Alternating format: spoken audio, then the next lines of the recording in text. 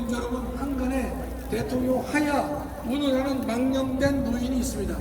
대통령이 하야하는 것이 본인을 위해서도 살고 나라도 산다는 망령된 말을 한 바 있습니다. 지지율이 50% 넘는 대통령에 대해 하야 운운하는데 하야의 하자도 꺼내서는 안 될 것입니다. 윤석열 대통령의 지지율은 구치소가 있을 때가 최고입니다.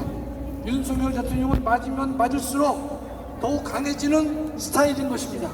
그가 직무정지를 4번이나 다 했다고 하는데 근본에도 반드시 돌아올 것입니다. 그래야 반국가 반란 세력을 일거에 척결하리라고 믿습니다. 탄핵심판 결정에 대해서도 8대0 운운하는 인간들이 있는데 원래 겁먹은 개가 더 크게 짖는 법인 것입니다. 8대0에 팔자도 꺼내서는 안 되는 것입니다. 이준석 탄핵에서도 4대4였고 근본 변론기일 연장권도 4대4였다는 사실에 주목해야 할 것입니다.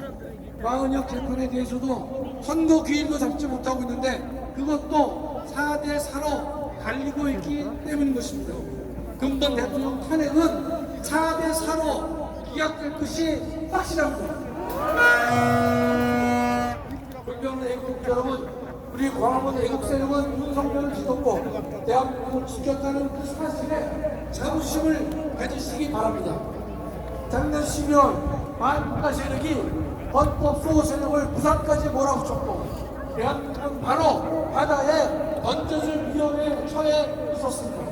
그러나 광화문 애국세력은 12월 달 말에도 반국가 세력에 미친 광풍을 맨손으로 저항했고 싸웠던 것입니다.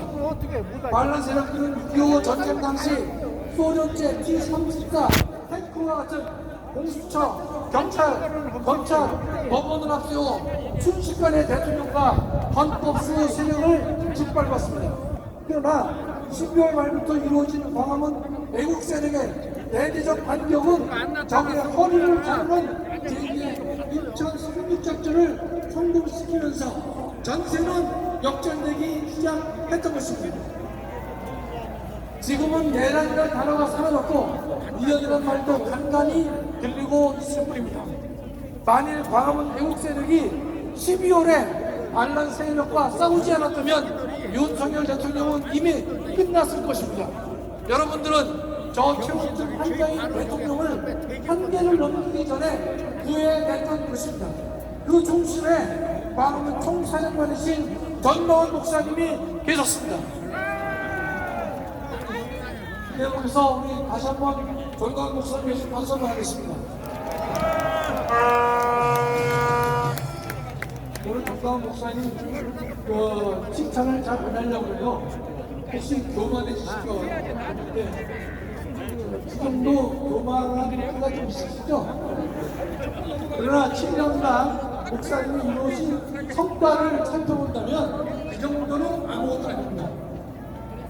진짜 작년 12월 달에 전광 목사님이 중심이 되신 광화문 애국 세력이 없었다면 우리는 이미 부산 바다 앞바다에 헌법 수호 세력으로 빠졌을 것이다. 그렇게 믿고 있습니다.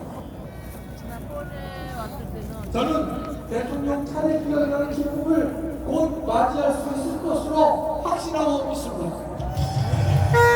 하나님이 직접 주관하셨고 게이트에 구속기에 반영했습니다. 존경하는 애국동지 여러분, 오늘 우리가 이 자리에 왜 모였습니까? 문영배, 이미선, 정계선, 정경미를 질타하기 위해 모였습니까?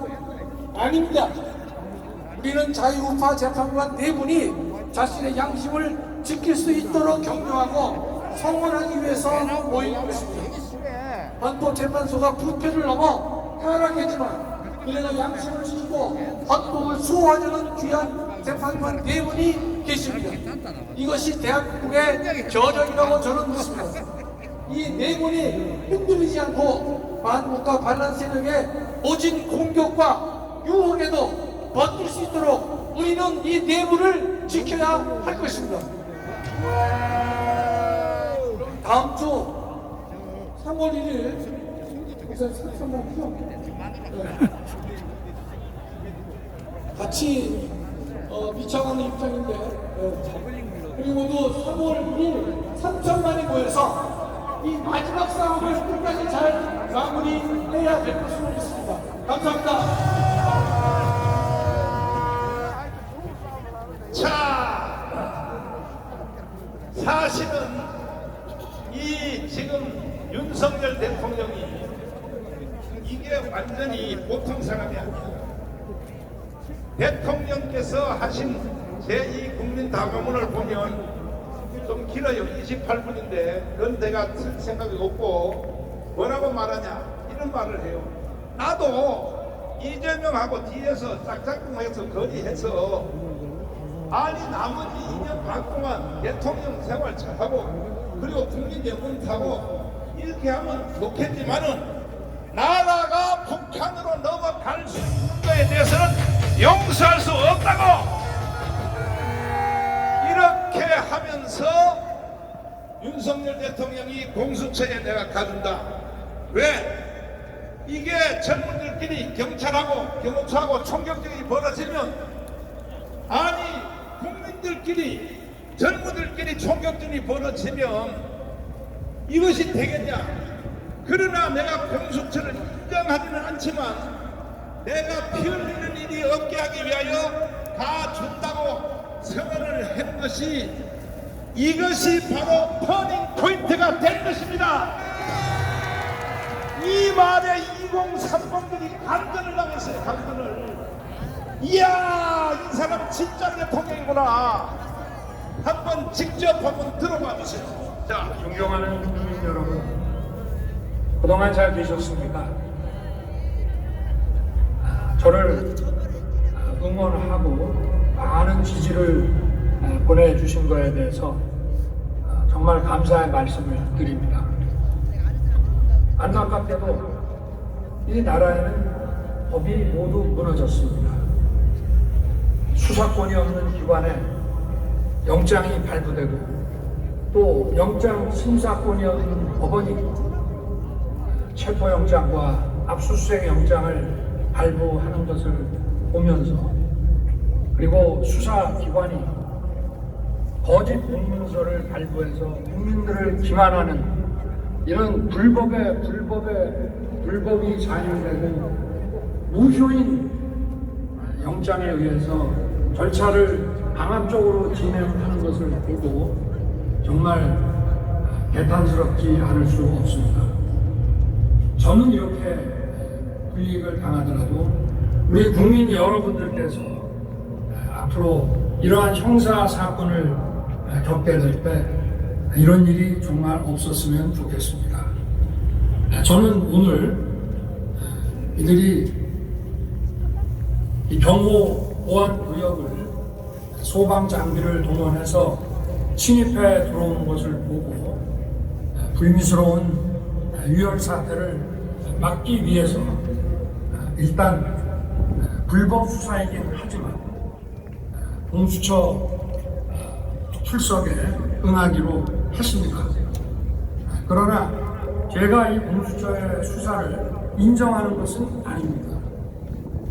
대한민국의 헌법과 법 체계를 추구해야 하는 대통령으로서 이렇게 불법적인 무효인 이런 절차에 응하는 것이 이것을 인정하는 것이 아니라 불미스러운 유혈 사태를 막기 위한 마음일 뿐입니다.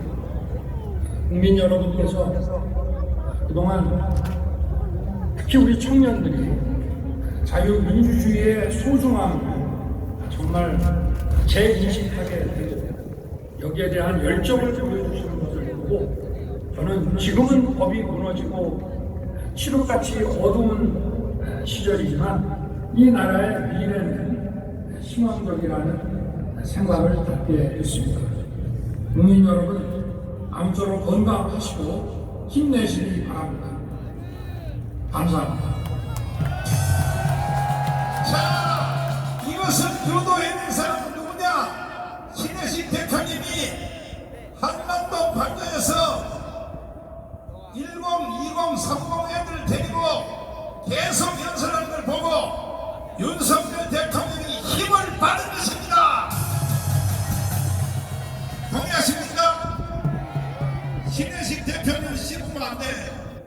그러면 나한테 죽어 한 칸에 죽어버려. 난 신혜식 대표님하고 25년 돼서 25년 눈만 쳐다봐도 다 알아요. 그러니까 보세요. 2030을 위하여 자기가 공수처를 인정하지 않지만 내가 피 흘리는 일이 없기 위하여 나는 공수처에 다 준다. 그러나 공수처는 인정할 수 없다. 이렇게 선언하고 스스로 걸어서 들어갔습니다. 이것이 바로 대통령입니다. 대통령. 이 윤석열 대통령은 살아올 것은 100% 살아오는데 이제 돌아오시면 이승만, 박정희 다음에 최고의 통일 대통령이 될 것입니다. 우리가 전쟁할 필요도 없어요. 북한은 가만히 놔둬도 노동당보다 더 무서운 장마당에 의해서 무너지게 돼 있어. 윤석열은 세상적으로 바라보면 더럽게 재수가 좋은 사람일지도 몰라. 통일 대통령이 될 수 있다 이거야. 통일 대통령이 되기 위해서는 깜빵을 한 번 갔다 와야 되니까. 이승만도 갔다 왔고 박정희도 갔다 왔으니까 이번에 깜빵 갔다 온 것은 통일 대통령의 전초전입니다. 전초전. 동의하십니까? 자, 황교안 장군님 잠깐 보시겠습니다. 우리가 지난 경부선을 띄었는데 부산역 사람들이 모인 게 적게 모여요.